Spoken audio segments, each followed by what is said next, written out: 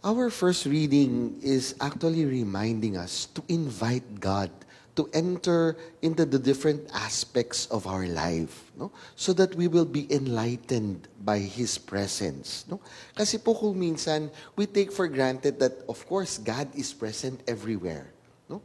Pero po, kung minsan kasi, meron tayong mga parte ng buhay natin parang where God is not welcome. No? If you look at David in the first reading, no, from the second book of Samuel, he actually went into great lengths to bring the ark of God to the city of David. No? Sabi pa nga doon sa reading, 6 steps, no, palang po ang pagsulong ng arko, nag-offer na kagad siya ng sacrifice. That was how conscious David was, wanting the ark to be close to his palace, to be close to the city of David. Siguro tayo po tingnan natin, bakit po? Kasi po, sometimes there are aspects of our lives that we have taken for granted, no, that needs actually revisiting, reviewing. No? Tignan natin, baka meron tayong mga bagay na sinasabi natin, normal na, okay na, ganyan na. Pero sa totoo, no, yung palang normal na yon, hindi naman tama. No? Baka naman yung normal na yon, merong mga taong nasasaktan tayo, no? Na hindi lang sila vocal, that's why it has become also normal for them. No? Baka may mga paa tayong inaapakan na hindi naman natin napapansin. No? Kasi naging normal na. No? Kaya nga po, importante that we invite God. No? And there is a time to revisit and rethink. No? To review, no? Kung talaga bang ang ginagawa natin in the light of the gospel of our Lord Jesus Christ is in accordance with His will. At isang aspeto po dito is how we actually limit the word family. No? Sabi po kasi ng ating unang pagbasa at ang ating ebanghelyo, if you look, David distributed, no, food for everyone, for all the citizens of Israel. No? Because I believe David wanted to show that they were one family under the fatherhood of God. On the opposite side, on the gospel side, we see the family of Jesus, no, wanting to have a privilege part. No? That is why they did not enter the house. They wanted Jesus to come out of the house. Tandaan po natin kung minsan, ganun din po tayo. Pag pamilya, siyempre, importante na may panahon tayo sa kanila. Importante na dapat we share our goods to them. Kaya nga po sa English, di ba, merong saying, charity begins at home. Pero meron din pong sinasabi sila ngayon, but it must not end at home. Sana po, hindi lang po yung pamilya natin, yung kapilido natin, kadugo natin, no? O yung mga ngayon po kasi yung kapamilya, hindi na po totoo yung kapilido lang at saka kadugo. Yung pinipili natin. No? Kasi meron pong akong kilala. No? Blood relative naman talaga. Pero they do not acknowledge each other as relatives. No?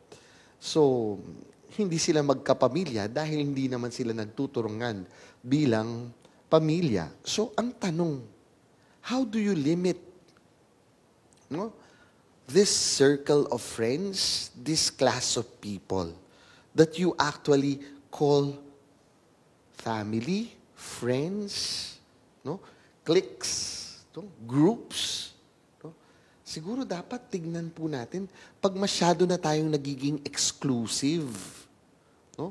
Anything that is exclusive in the long run will not be healthy.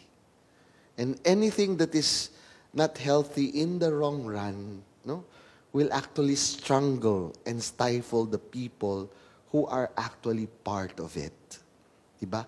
Kaya nga po kahit na relationship, it is not growing towards each other.